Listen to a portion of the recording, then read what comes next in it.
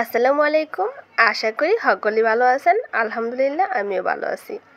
আজও আয়া পড়ছি মাছের ডিম বোনা রেসিপি লইয়া। অনেকেই মাছ রাইকা ডিম হালাই দেয়। আজর রেসিপিটা যারা যারা দেখবো হেরার কোনোদিনও ডিম হালাইব না।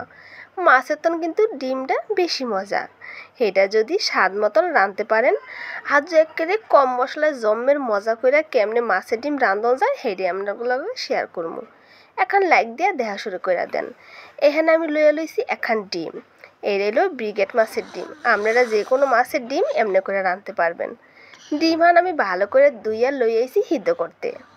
ওখানে একটা ডাকনা দিয়া চুলার মধ্যে বহাই দিছি, বলক আইয়া পড়ছে। ওখানে এটার আমার উল্টাই পাল্টাইয়া একটু সিদ্ধ করতে হইব, জানি ভিতর দিয়ে কাঁচা না থাকে। তবে আমার পানি কম হয়ে গেছে, আমার মতন কেউ পানি কম দিবেন না, পানি আরও বেশি করে দিবেন, জানি একটা ডিমটা ভালো করে সিদ্ধ হয়। ওখানে আমি এর মধ্যে আরও পানি মিলাই দিব। আর পানি দিয়ে এটারে ভালো করে সিদ্ধ করে লইব। কাঁচা ডিম কখনই রানবেন না, আগে কতক্ষণ সিদ্ধ করে লইবেন। তো আমি পানি দিয়ে দিছি, ওখানে ভালো করে বলকাই লইব। পানি বলক উঠে গেছে, ওখানে ডিমটারে আমি ভাঙ্গা চুড়ে দিমু, যেন মাঝখান দিয়ে কাঁচা না থাকে। যেই কথাহান না কইলি নয় আমার কলিজার ভাই বোনেরা, আমার ভিডিওহান যদি আপনাকে ভালো লেগে থাকে হেলে এখন লাইক করে দিয়েন, আর কমেন্ট করেন, আর সাবস্ক্রাইব করে আমার ছোট ফ্যামিলির সদস্য হয়ে যাবেন। আর যদি ভালো না লেগে থাকে হেলে স্কিপ করে চলে যাবেন। তো আমি ডিম ডারে করলাম এখানে ভাঙ্গা চুড়ে দিতেছি ভালো করে সিদ্ধ অনের লেগে। তো বাঙ্গাসুরা হয়ে গেছে, একটা ঢাকনা দিয়ে আবার ডাইকে দিমু, আবার একটা বলকাই লিখলাম, এই আমার ডিমটা সিদ্ধ হয়ে যাইব।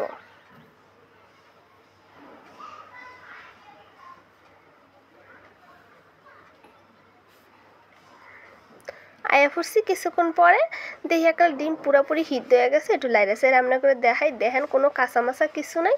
অনেক ডিমটার আমি ছাঁকনির মধ্যে ছাইকে ভালো করে ধুইয়া লইব।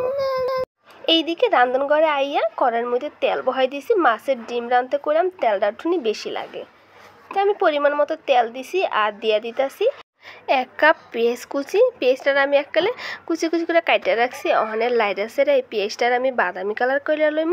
বাদামি কালার না করলে হইব। তা আমার পেঁয়াজগুলো ভাজা হয়ে গেছে, ওখানে আমি এর মধ্যে মশলা অ্যাড করবো। তা আমি প্রথমেই দিয়ে দিব আদা বাটা, রসুন বাটা, জিরা বাটা। এখানে আছে 2 টেবিল চামচ আদা বাটা, 2 টেবিল চামচ রসুন বাটা আর 2 টেবিল চামচ জিরা বাটা। এই আদা জিরাটার একটু ভালো করে আমি কষাই লইব, যেন কাঁচা গন্ধটা জায়গা। তাই ওখানে আমি এর মধ্যে দিয়ে দেবো হলদির গুঁড়া, মরিচের গুঁড়া আর স্বাদ মতন লবণ। একটু লাইরে সেরে এরপরে দিয়ে দিব পানি।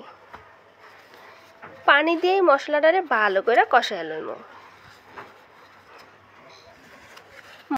মশলা গুঁড়িয়ে যত ভালো কষাইবেন আমনের তরকারি এত মজা হইব। মশলা কম কষাইবেন আমনের তরকারিতে একটা গন্ধ আইব, তরকারি খাইয়া স্বাদ পাইবেন না। আমার মশলাটা করলাম ভালো মতন কষানো হয়ে গেছে। ওখানে আমি এর মধ্যে দিয়ে দিব ডিম। সিদ্ধ করে রাখছিলাম ডিমগুলান, সেই ডিমগুলান দিয়ে ভালো করে ধুইয়া পানি ঝরাতে রাখছি। সেই ডিমগুলানি ওখানে এই মশলার মধ্যে ডাইলে দিলাম। ওখানে এই ডিমগুলান মশলার লগে ভালো করে মিশাই লইমু আর কিছুক্ষণ কষাই লইমু। আপনারা চাইলে করলাম ডিমগুন আলামও রাখতে পারবেন, আবার করলাম একেবারে বাইঙ্গা গুঁড়া গুঁড়া করতে পারবেন। তাই আমি আলাম বেশি পছন্দ করি না, গুঁড়াই পছন্দ করি। হ্যাঁ লেগে করলাম একেবারে বাইঙ্গা জিরা সব গুণ একেবারে গুঁড়া করে হালাইছি। অনেকটানি পানি দিয়া দিছি। পানি আর একটুখানি দিতে হইব, একবারে পানি দিয়ে দিব, বারবার পানি দিব না। হ্যাঁ পরে করলাম একটা ডাকনাটা ডাইকাই দিব, তাই আমি পানি দিয়ে লাইছি। আর এর উপরে করলাম একটা কাঁচামরিচ ফালি করে ছড়াই বড়াই দিলাম, অনেকখান ডাকনা দিয়ে ডাইকে দিব। ডাকনাটা ডাইকে দেওয়ার পর অনেকক্ষণ পর করলাম দেখি বলক আইছে, অন ডাকনাটা উড়াই দেখি যে সুন্দর মতো বলক আয়া পড়ছে। অন একটু লাইরা সেরে দিব।